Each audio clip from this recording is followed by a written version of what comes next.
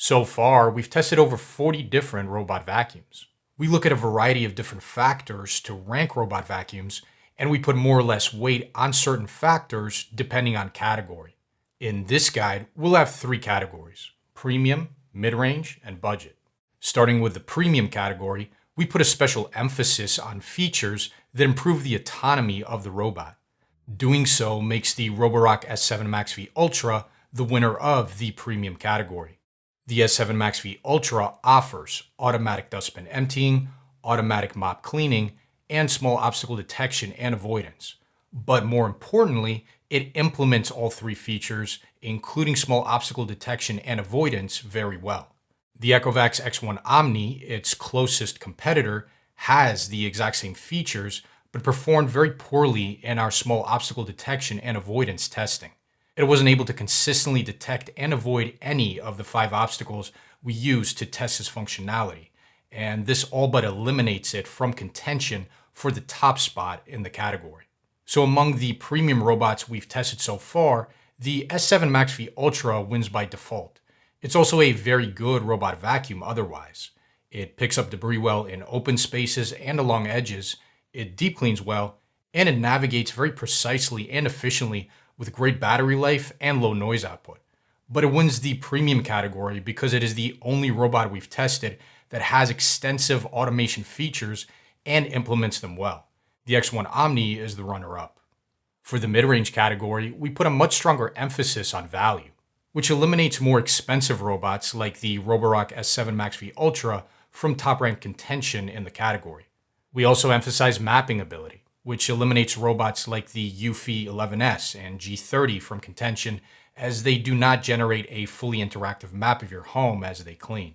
This also hurts the ranking of robots like the iRobot Roomba i3 Evo, which only offer partial mapping ability. The i3 Evo can generate a map of the area it cleans, and you can even label the map and set the robot to clean specific rooms, but you cannot set keep-out zones to keep the robot out of areas of your home where it could easily get stuck and or cause damage. Only full-fledged mapping robots with keep-out zones were considered for top-ranked contention in the mid-range category. Lastly, we look for good general pickup ability without any major issues. This all but eliminates robots like the Shark AI and IQ robots, which struggle picking up edge debris, and robots like the standard Roborock S7, which deep clean carpet poorly on default power. Putting a special emphasis on all of these factors, while also accounting for other ranking factors like general navigation, noise output, and battery life, the winner of the mid-range category is the Roborock Q5. It wins the category because it's reasonably priced, it's a full-fledged mapping robot with keep-out zones, it has good general pickup ability without any major issues, and it performs well in most other tested categories also, especially navigation. The Q5 is in many ways very similar to the best premium robot, the S7 Max V. The Q5 cleans surface level debris on carpet and hard floors just as well as the S7 Max V. It cleans edges just as well, it deep cleans carpet just as well, and it also uses a laser to navigate just about as precisely and efficiently around larger obstacles as the S7 Max V. Unlike the S7 Max V, it cannot detect or avoid smaller obstacles because it doesn't have a front-facing camera. It also can't mop, and it isn't compatible with the Roborock Ultra Dock for automatic mop cleaning. However, the lack of these features is reflected in its price. It's much less expensive than the Roborock S7 Max V. So you can see the Q5 as the less feature-rich but more affordable version of the S7 Max V. The runner-up in our mid-range rankings is the iRobot Roomba J7. The Q5 wins over the J7 in the category because it navigates much better in general. It does so because it features LiDAR navigation, while the J7 only uses a camera to navigate. Look at how effortlessly the Q5 moves through this cluttered test environment. The J7, using only a camera to navigate, moves through the same environment with much less precision and efficiency. The Q5 also got consistently good even coverage in our navigation tests. The J7's coverage was much less consistent. The Q5 also features multiple power settings, and so it can be set to a lower power setting to minimize noise output and maximize battery life, or be set to a higher power setting to maximize pickup. The J7 only has one power setting that's relatively loud and doesn't deep clean carpet as well as the Q5 on maximum power. The Q5 also picks up tufts of shorter hair better than the J7 on hard floors, and has better battery life with a battery capacity of 5200 milliamp hours versus 2210 milliamp hours for the J7. It's also usually cheaper than the J7. One big advantage the J7 has over the Q5 is small obstacle detection and avoidance. The J7 has this feature and implements it well, while the Q5 doesn't even have this feature at all.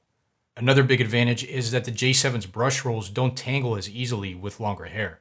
But overall, accounting for all ranking factors, and especially considering the Q5's superior general navigation and usual lower price, we give the edge to the Q5 as the best mid-range robot vacuum we've tested. Before we continue, I do want to note here that neither the Q5 nor the J7 can mop. However, you can upgrade to a variation of either robot that adds this functionality. With the Q5, you can upgrade to the Q7 or the Q7 Max. With the J7, you can upgrade to the Combo J7. For the budget category, we only put a strong emphasis on value. Doing so makes the Wise Robot vacuum the winner of the budget category. The Wise Robot is very similar to the Q5 in that it also does the two most important things a robot vacuum has to do very well. That is, it vacuums well and it navigates well. It has sufficient power to vacuum open areas and along edges without issue, and it deep cleans carpet well. It also uses LiDAR to navigate very precisely and efficiently around larger obstacles, and it's mapping capable with keep-out zones. One big disadvantage for the Wise Robot is that it doesn't offer auto-empty compatibility. With the Q5, you have the option of buying a self-empty docking station later, or buying the Q5 Plus, which comes with one included.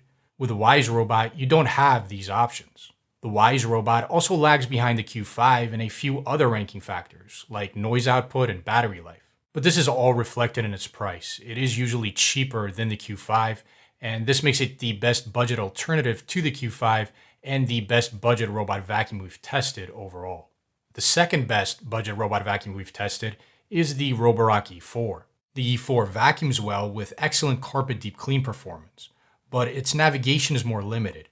Using gyroscopes and an optical sensor on the bottom of the robot, it still cleans neatly in rows, but not as precisely or efficiently as laser-equipped robots like the Wise Robot and the Q5. It also doesn't generate a fully interactive map of the area it cleans, and so it doesn't offer keep-out zones. These limitations are all reflected in its price though. The E4 is usually cheaper than any other robot in our top rankings.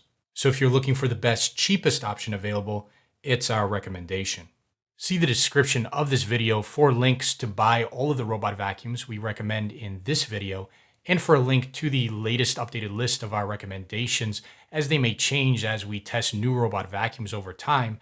And thank you for watching.